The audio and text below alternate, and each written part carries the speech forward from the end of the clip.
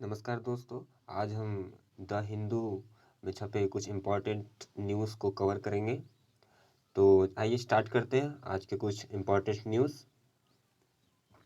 तो first news दी हुई है, deescalation trend positive says China. अच्छा, ये कुछ दिनों पहले की न्यूज़ है और ये आज फ्रंट पेज में आई हुई है। और इसमें कहा गया है कि जो भारत और चीन के बीच प्रॉब्लम्स चल रही थी एलएसी पे, तो वहाँ पर कुछ प्रॉब्लम्स और ये 11th राउंड की बातचीत थी, उसके ऊपर कुछ आर्टिकल दिया हुआ है। ये line of actual control LAC के ऊपर बहुत दिनों से प्रॉब्लम चल रही थी, तो ये कुछ कवर किया है इसने इन्होंने। और कहा both side also agreed to jointly maintain stably and ground and avoid any new incidents. और इन्होंने कहा है कि दोनों साइड जो रिलेशन है वो अच्छे होने चाहिए। और इन statement ministry of external affairs, ये MEE है, इन्होंने अपनी एक स्टेटमेंट दिया है भारत की तरफ से कि जो लाइन ऑफ एक्चुअल कंट्रोल है उसमें प्रॉब्लम ना हो। तो आगे देखते हैं।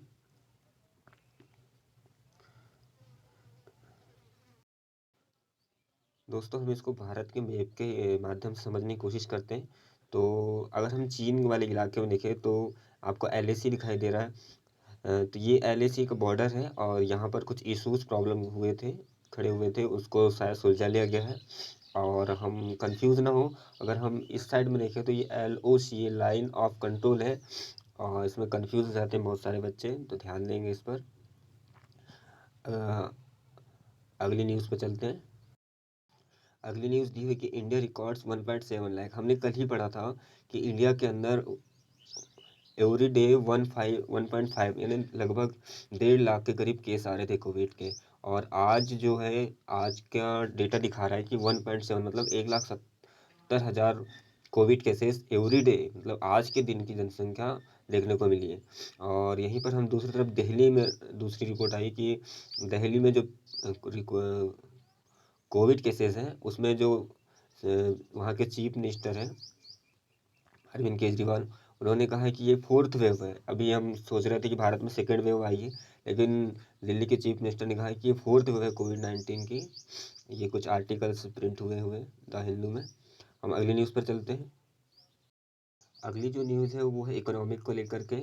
और इकोनॉमिक रिकवरी जो कहा गया है कि बाउंस बैक करेगा इन 4 क्वार्टर। और ये 4 क्वार्टर में बाउंस बैक करने को बताया गया है। आपको पता है 1 ईयर में 4 क्वार्टर होते हैं और इसे 3 मंथ के हिसाब से डिवाइड किया जाता है। जैसे हमारा स्टार्ट होता है इकोनॉमिक ईयर, फाइनेंशियल ईयर होता है वो 1 अप्रैल से 31 मार्च तक। तो अगर हम देख लें तो लास्ट फोर्थ क्वार्टर मतलब लास्ट के 3 मंथ, मतलब हम स्टार्ट करें जनवरी फरवरी मार्च, ये 3 महीने हो गए।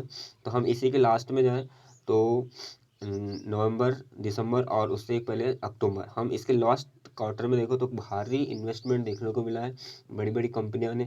और कहा है कि 33.4% जंप, मतलब इन्वेस्टमेंट आया है 33.4%।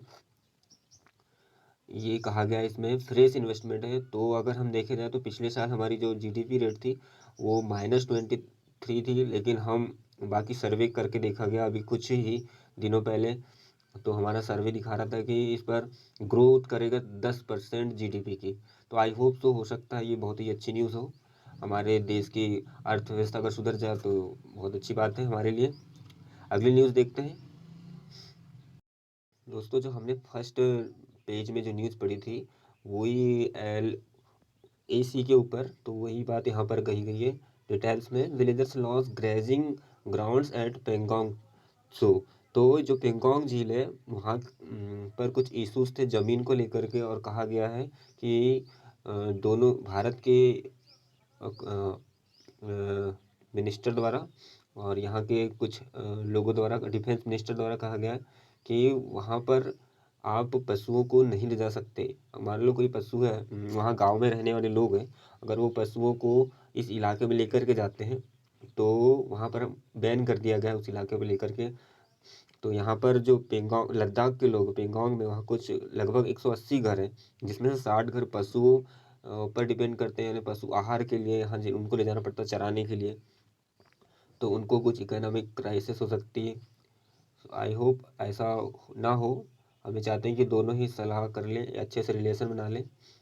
और दोनों ही काउंसिलियर ने कहा है कि कुछ आने वाले समय में इस मुद्दे को सुलझा लिए जाएंगे। और आई होप, तो देखते हैं आगे क्या न्यूज़ आती है इसके ऊपर। अगली जो न्यूज़ है वो है कि हमने जो रेमडेसिवियर वैक्सीन्स बनाई है, इंजेक्शन बनाया है, टीका बनाया है, इसको सेंटर ने बैन कर दिया है एक्सपोर्ट के लिए। दूसरे देश अब हम नहीं भेजेंगे।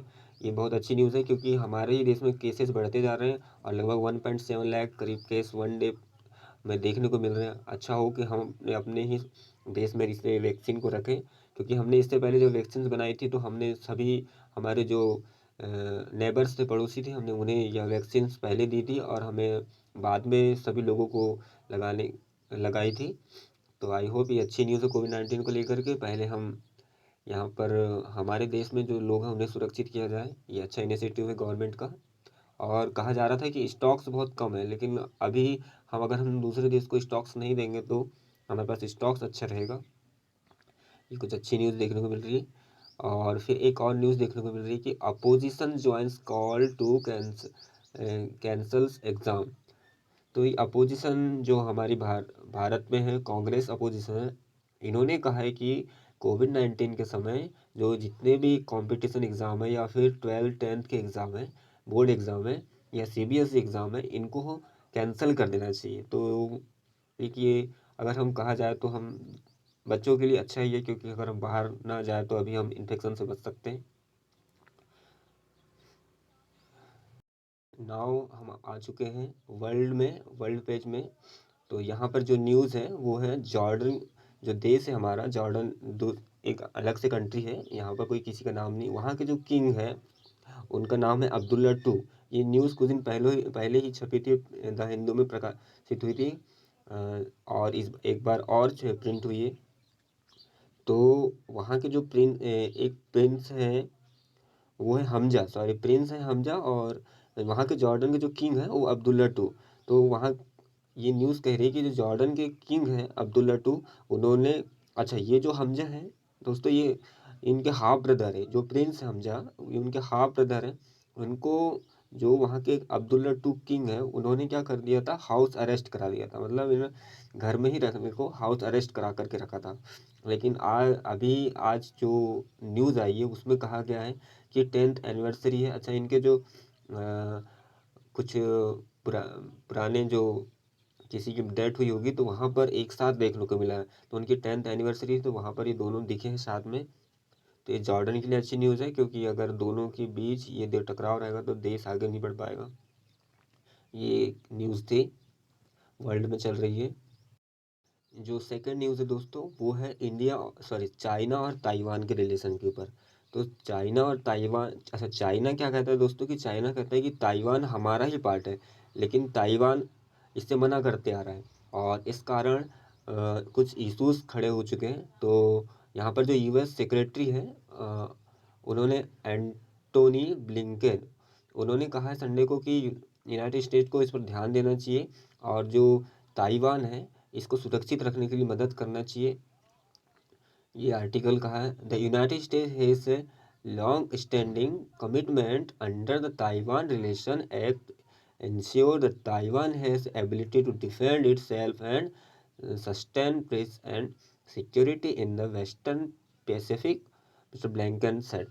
तो ये ब्लैंकन ने कहा है कि ताइवान चाहे तो यूएस की मदद लेकर के अपने आप को सुरक्षित रख सकता है।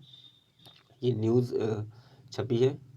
अगली जो न्यूज़ है वो है ट्रम्प को लेकर के। ट्रम्प ने कहा है, अच्छा अभी ट्रम्प को गए हुए तो कुछ दिन ही हुए थे दोस्तों, लेकिन फिर ट्रम्प सुर्खियों में, अच्छा इनको सुर्खियों में रहना बहुत पसंद है दोस्तों। तो इन्होंने कहा है कि जो कांग्रेस है, अच्छा यहाँ जो वहाँ की रिपब्लिकन पार्टी है वो कांग्रेस है। तो उन्होंने कहा है कि मैं बाउंस बैक करूँगा 2022 में। तो आई होप ये अच्छा हो कि ट्रम्प और फिर अपनी तरीके से चलाएं। ये कुछ आर्टिकल्स छपे हुए हैं। हाँ दोस्तों, अब आते हैं हम एडिटोरियल में। और आज का फर्स्ट हम एडिटोरियल लेते हैं, एनफोर्सिंग क्लेम्स। अच्छा, भारत ने इन क्लेम्स किया यूएस के ऊपर कि ये हमारे इकोनॉमिक जोन से गुजरे हुए हैं। अब ये कहाँ पर पाया जाता है, तो हम इसको एक मैप के माध्यम से समझते हैं। क्या होता है, इंडिया के जो एक्सक्लूसिव इकोनॉमिक जोन है EEZ, वहाँ से होकर के इन्होंने यूएस ने शिप गुजार दिए। तो हर देश का एक एक्सक्लूसिव इकोनॉमिक जोन होता है जो समुद्र के रास्ते से होकर के गुजरता है। तो आई होप हम चित्र के माध्यम से, मैप के माध्यम से समझते हैं। दोस्तों, ये है भारत का एक्सक्लूसिव इकोनॉमिक जोन। तो इसके अंदर से होकर के यूएस ने शिप गुजार दिए। तो इस पर भारत ने एक्शन लिया और कहा है कि आप यहाँ से शिप नहीं गुजार सकते क्योंकि ये हमारा इलाका है। अरे भाई, यदि आपके कोई मान लो आपका इलाका है, आपका घर है, अगर वहाँ से कोई सड़क निकाल दे तो ये आपके लिए अच्छी न्यूज़ नहीं होगी। तो भारत ने इस पर क्लेम किया है। अच्छा, ये हम हर बार ही देखते हैं कि क्या होता है कि यूएस अपनी मनमानी चलाते हैं। जब ट्रम्प साहब थे तो उन्होंने हमारे और ईरान के संबंध को बिगाड़ दिए। आज हम यूएस से ऑयल खरीद रहे हैं। अगर ऐसा होगा तो हमको यूएस में डॉलरों में ऑयल खरीदना पड़ेगा। तो ये हमारे लिए अच्छी चीज़ नहीं है कि यूएस अपनी मनमानी करे। अच्छा, इसका जो सामना है वो कौन करता है, ये वो चीन करता है दोस्तों। अच्छा, चीन कहता है कि मैं पावरफुल हूँ, वो यूएस की बात नहीं समझता। और लेकिन आई होप आगे कुछ अच्छा रास्ता निकल पाए। ये एक और मैप है दोस्तों। तो ये हम देख लेते हैं, कॉन्टिनेंटल शिप है। तो ये इन्होंने कैसे किस तरीके से अपना शिप गुजारा है। तो हमारा जो है वो है 200 नॉटिकल माइल्स तक जोन फैला हुआ है। और ये लैंड वाला इलाका है, मतलब ये हमारी ज़मीन है। और ये हम समुद्री इलाके में इतना एरिया हमारा है। और फिर हम उसके आगे चले जाएँ तो ये तो हाई सी का इलाका है, जिसे हम बहुत दूर मतलब यहाँ पर कोई भी आ जा सकता है। लेकिन ये जो हमारा 200 नॉटिकल माइल्स है, यहाँ पर हम किसी देश को अप्लाई परमिशन नहीं देते। और आना भी चाहता है तो हमसे परमिशन लेकर के आए, अपनी मनमानी ना करें। सो आई होप दोस्तों ये आपको समझ में आई होगी बातें। तो यूएस ने कहा है, क्या कहा है, तो यूएस ने रिप्लाई दिया है कि हम इससे पहले भी ऐसा करते आए हैं, कि हम इससे पहले भी यहाँ से शिप गुजार चुके हैं। तो भारत ने कोई एक्शन नहीं लिया था, तो आज एक्शन क्यों ले रहा है, ये उन्होंने कहा है। तो देखते हैं आगे चल करके क्या रिजल्ट आता है। आज का जो सेकंड एडिटोरियल है दोस्तों, वो है पर्सनल डाटा प्रोटेक्शन बिल को मैटर लेकर के। तो यहाँ पर कुछ पर्सनल डाटा जो आपके भी होते हैं, हमारे भी होते हैं, और हम सभी के होते हैं।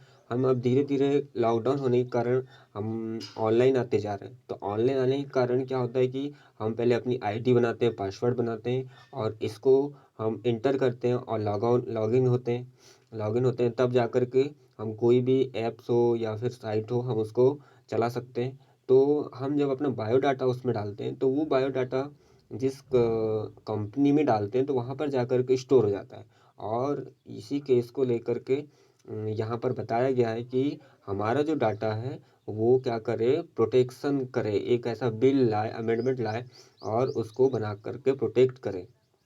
तो हम इसको डिस्कशन, हम एक एग्जांपल देखते हैं कि हमारे साथ क्या प्रॉब्लम्स हो सकती है बाद में चल करके। तो इन्होंने कहा है कि इंद्रदीप घोष है और श्री कर्ण प्रसाद है। तो इन्होंने एक अच्छा एडिटोरियल लिखा है कि क्या क्या कॉन्सिक्वेंसेस हो सकते हैं बाद में चल करके।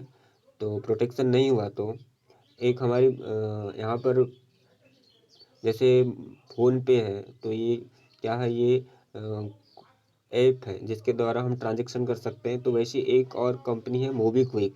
तो इन्होंने क्या किया कि उसके पास जितने भी कंज्यूमर्स थे, यूज़र्स थे, उस डाटा के यूज़र्स थे, उन्होंने मोबीक्विक वाली कंपनी ने 9.9 करोड़ यूज़र्स के डाटा को किसी और कंपनी को बेच दिया और उससे काफ़ी भारी इनकम ले ली। तो ये प्रोटेक्शन तो प्राइवेट प्राइवेट यूज़र्स के पास होना चाहिए, इनके पास नहीं, कि ये किसी की डाटा को किसी की कंपनी को बेच करके अपना बेनिफिट उठाएं। तो इसी के कारण आज ये प्रॉब्लम आ रही है कि इन्होंने आर्टिकल लिखा है, पर्सनल डाटा प्रोटेक्शन बिल 2019 में लागू भी हुआ है, लेकिन उसमें कुछ सुधार करने की ज़रूरत है। इन्होंने कहा है कि कैसे सुधार करने की ज़रूरत है, हम देख सकते हैं बाद में चल कर के। जैसे मान लो कि आप कोई चीज़ खरीदते हैं, ऑनलाइन शॉपिंग करते हैं तो आपका डाटा स्टोर हो जाता है, और जब स्टोर हो जाता है तो उसका किसके पास स्टोर है वो तो हमें बतलाए एटलीस्ट, कि वो डाटा कि किस कंपनी के पास स्टोर है, और जब उस डाटा को यूज़ करेंगे तो वो कहाँ यूज़ करेगा, वो हमसे परमिशन ले। तो ये ऐसा नहीं हो पा रहा है आज के समय में, वो डाटा किसी को बेच दे रहा है। अभी कुछ दिनों पहले व्हाट्सअप का आया था, व्हाट्सअप ने भी कहा था कि हम आप सभी के डाटा को किसी अदर्स कंपनी को बेचेंगे और आप कुछ नहीं कहेंगे। तो बहुत सारे लोगों ने इस पर आपत्ति उठाई, यहाँ तक कि गवर्नमेंट ने भी कहा कि हम ये ऐसा नहीं करने देंगे। अब दोस्तों मेरे साथ एक प्रॉब्लम्स आई थी अभी बीच में। मैं एक साइट पे शॉपिंग कर रहा था, तब क्या हुआ कि मेरे अकाउंट में कुछ पैसे मैंने ट्रांसफ़र किए, किसी के द्वारा ट्रांसफ़र कराया। तो जैसे मेरे अकाउंट में पैसे आते तो मुझे जो कंपनी है उसका मैसेज आता है कि आप ये प्रोडक्ट्स बाय करें। ये जैसे देखो आपको पता होगा कि मेरे अकाउंट में पैसे अभी नहीं थे, लेकिन जैसे ही पैसे ट्रांसफ़र होते हैं मेरे को मैसेज आता है। वो मैसेज किसी अदर्स कंपनी को भी चले जाता है कि इसके अकाउंट में पैसे आ चुके हैं, और वो अकाउंट के पैसे को देख करके शायद ये ऑनलाइन शॉपिंग करे। तो और फिर वो एडवर्टाइजमेंट आपको हर गूगल में दिखेगा, हर यूट्यूब में दिखेगा। आपको पता है ना आपको क्या करना है, आपको ये जो प्रोटेक्शन बिल है इसके तहत किसी और को डाटा देना ही नहीं है, इस बार यहाँ पर कहा गया है।